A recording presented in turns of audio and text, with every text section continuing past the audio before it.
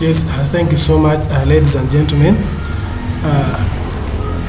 Once again, my name is Odongo still in Guru University. Now, we have been meeting in this other presentation, but of course, we are moving to this topic 3.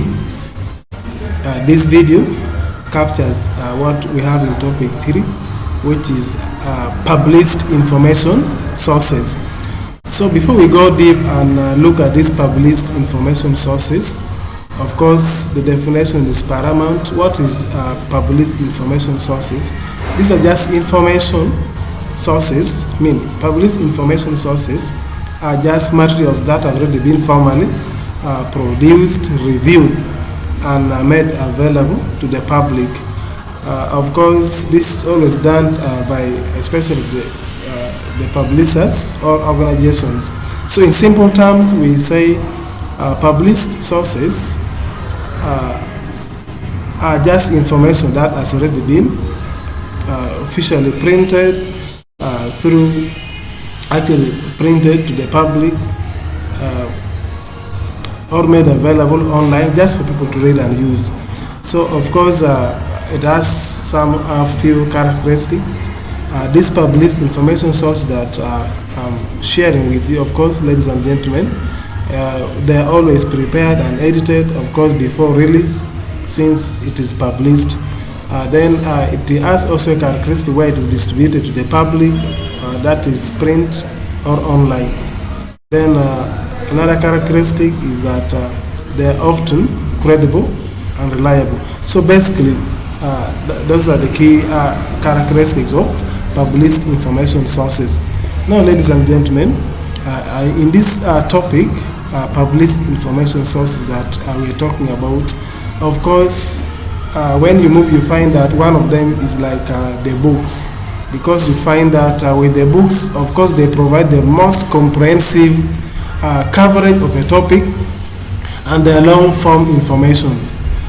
So the key elements here we have they provide historical context, broad overviews, and deep theoretical frameworks. So when you look at this part, best for you find that when you need to understand the big picture or the history of a subject, there you get understand. So the examples here we have textbooks like Principles of Economics by Mankey. It is one of the books that you can take as an example here.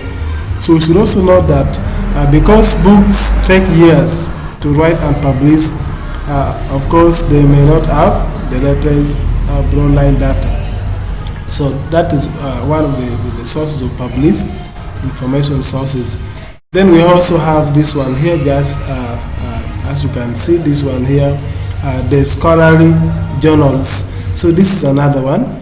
With scholarly journals, journals are collections. These are just collections of articles that have already been written by experts and are usually the primary vehicle for the new research.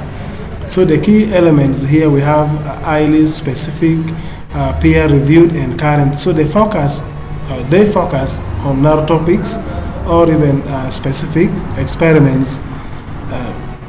So with best for here, we find that finding the most recent or vetted research and data on a specific problem. So the examples of scholarly journals here shall look at things like the New England Journals of Medicine, that is medical. There's also Nature, which is general science. Then the Journal of Marketing, that one focuses on business. So those are the few examples that we can talk about under scholarly journals.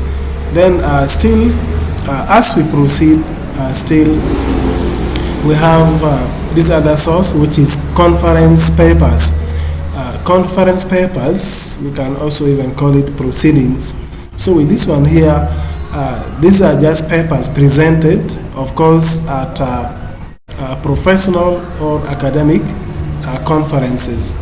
So the key elements here is that they represent, of course, work that is in progress. That's why we have this name, proceedings.